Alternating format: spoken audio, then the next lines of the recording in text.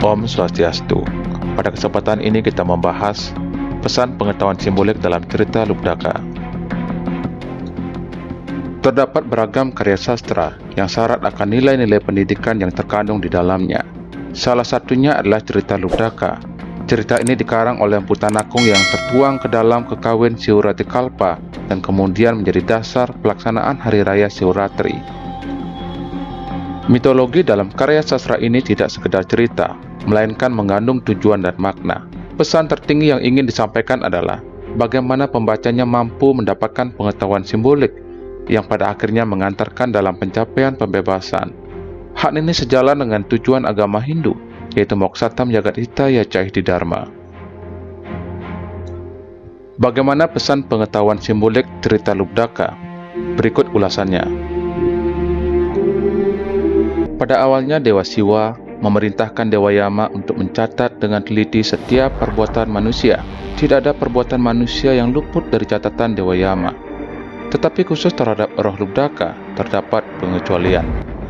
Dewa Siwa memerintahkan agar roh Lubdaka dibawa ke alam Siwaloka. Dewa Yama awalnya tidak setuju, sebab keputusan ini telah melanggar aturan kayangan. Dewa Yama merasa tidak berdaya dengan keadaan ini.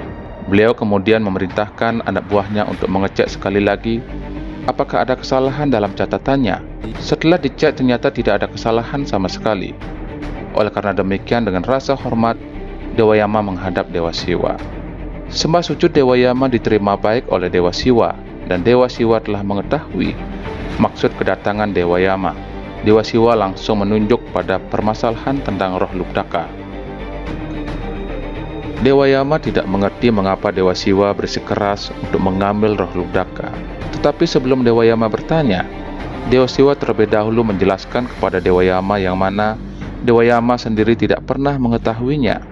Dalam hal ini, Dewa Siwa meminta maaf atas kejadian ini, karena Dewa Siwa lupa akan suatu ajaran yang telah diputuskannya oleh dirinya sendiri, yang luput dari pengetahuan Dewa Yama. Ada sebuah ajaran yang disebut dengan Brata Siwuratri yang diberikan oleh Dewa Siwa langsung untuk disebarluaskan pada seluruh umat manusia. Lubdaka karena kebetulan melakukan hal yang sesuai dengan aturan yang telah ditetapkan. Demikian juga mengenai waktu dan keadaan yang mendukungnya secara tidak sengaja. Meskipun hanya sekali dan secara kebetulan, pelaksanaan kegiatan tersebut berdampak besar terhadap roh Lubdaka. Lubdaka sebagai pemburu yang sering membunuh hewan, tetapi oleh karena faktor kebetulan, ia mendapatkan hadiah yang utama dari Siwa. Apa yang dilakukan Lubdaka bukan terletak pada membunuh atau tidaknya, tetapi lebih pada bagaimana Lubdaka melakukan kewajibannya dengan baik. Lubdaka melakukan pembunuhan kepada binatang buruannya hanya semata-mata sebagai mata pencaharian untuk menghidupi sanak keluarganya. Proses kebetulan memuja Siwa pada malam Siwuratri menunjukkan dengan melakukan kewajiban sebaik-baiknya akan memberikan pahala. Tidak ada suatu tindakan yang dilakukan tanpa pahala. Demikian juga oleh karena Lubdaka melakukan kewajibannya dengan baik sebagai kepala rumah tangga untuk menafkahi anak, istri, dan keluarganya, maka ia memperoleh kesempatan untuk menikmati hasilnya. Hal ini sama dengan kisah dalam Mahabharata. Arjuna merasa bahwa membunuh adalah dosa besar, apalagi yang dibunuh adalah sanak keluarganya. Namun Krishna mengajarkan bahwa jiwa tidak bisa terbunuh, hanya badan kasar yang bisa terbunuh. Badan hanyalah laksana baju yang setiap saat mesti diganti, sedangkan jiwa yang merupakan esensi dari makhluk hidup tidak pernah mati atau terbunuh oleh senjata. Melakukan kewajiban sendiri sebagai kesatria di medan pertempuran lebih mulia dibandingkan tidak melakukannya. Dalam Bhagavad Gita bab 2 sloka 31 diuraikan sebagai berikut. Dari sudut pandang Swadharma, engkau seharusnya tidak mengingkari tidak ada yang lebih tepat bagi seorang kesatria selain ikut dalam perang. Saat di medan perang, membunuh atau dibunuh adalah sebuah swadharma. Demikian juga bagi seorang Lubdaka. Demi menafkahi anak, istri, dan keluarganya, maka membunuh binatang buruan adalah sebuah swadharma. Uraian mengenai kisah Arjuna yang menolak perang di tengah medan Kurukshetra sesaat sebelum perang dimulai dan akhirnya sepakat untuk melanjutkannya adalah identik dengan kisah ini. Arjuna tidak kehilangan martabat dan rasa ulas asihnya ketika ia membunuh di medan perang.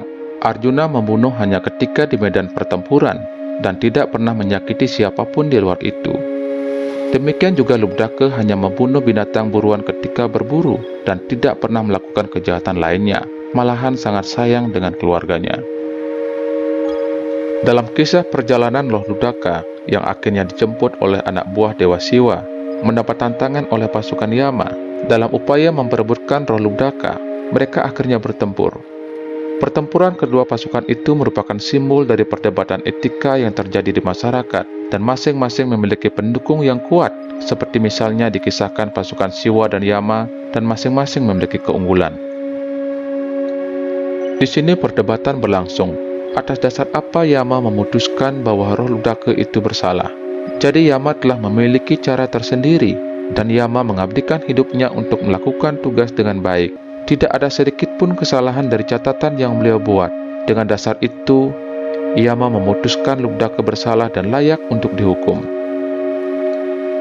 Namun di sisi lain, ketika konteksnya berbeda, segala keputusan mesti dipertanyakan. Ternyata ada cara khusus yang mana cara-cara umum tidak lagi berlaku. Ada cara lain untuk memutuskan roh Ludaka di mana ia telah melakukan kewajibannya dengan baik, sehingga secara tidak terduga hal ini merupakan jenis pemujaan. Pemujaan di sini tidak terletak pada tindakan apa yang dilakukan, melainkan lebih pada bagaimana tindakan itu dilakukan.